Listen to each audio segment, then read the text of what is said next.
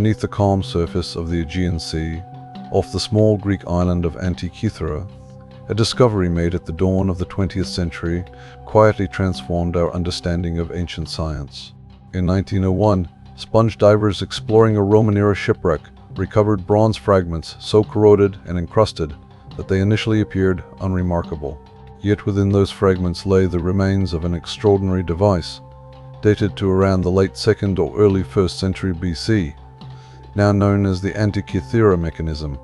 What emerged from decades of careful study was not a work of myth or speculation, but a historically grounded artifact, a compact hand-powered system of interlocking bronze gears designed to model the motions of the heavens. Often described as the world's earliest known analog astronomical calculator, the Antikythera Mechanism stands as powerful evidence of the sophistication of Hellenistic science and engineering. The device itself was originally housed in a wooden case roughly the size of a shoebox, with dials on its front and back faces and inscriptions covering its surfaces. When intact, turning a small crank would set dozens of precisely cut bronze gears into motion. These gears translated simple rotational input into complex, coordinated movements, allowing the mechanism to display astronomical cycles with remarkable accuracy. The front dial showed the positions of the sun and the moon along the zodiac, while a cleverly designed differential gear system accounted for the moon's variable speed as it travels along its elliptical orbit.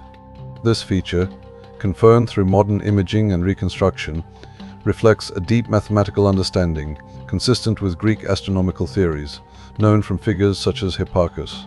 On the back of the mechanism, two large spiral dials tracked longer cycles of time.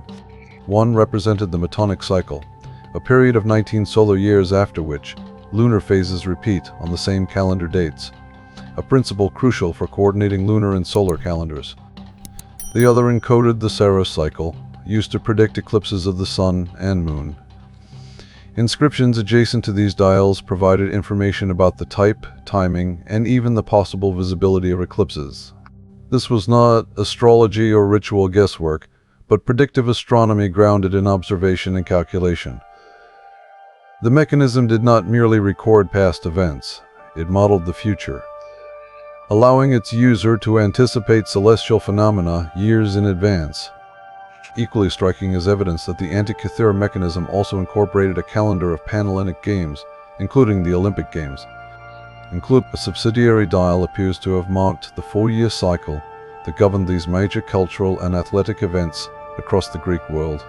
This integration of astronomical, calendrical, and social time underscores the device's broader purpose.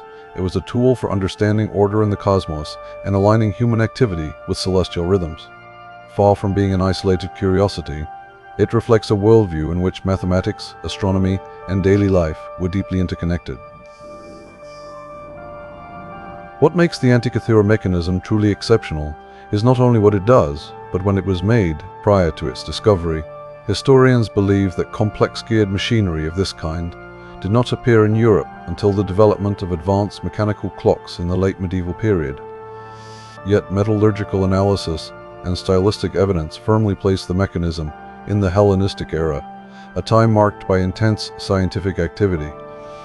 Centered in places such as Rhodes, Alexandria, and Pergamon, written sources from antiquity, including references by Cicero, describe devices created by Greek philosophers that could simulate planetary motions, suggesting that the Antikythera Mechanism was not an anomaly, but part of a broader, now largely lost, technological tradition. The last itself is central to the mechanism's enduring fascination.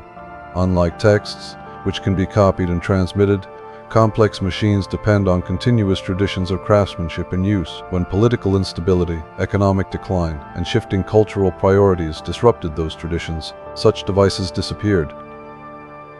Bronze, a valuable material, was often melted down and reused, erasing countless examples of ancient engineering. The Antikythera Mechanism survived only by accident, sealed within a shipwreck that lay undisturbed for 2 millennia. Its fragmented condition reminds us that our picture of ancient technology is shaped as much by what has been lost as by what has survived. Modern understanding of the mechanism has been made possible through advanced, non-invasive technologies.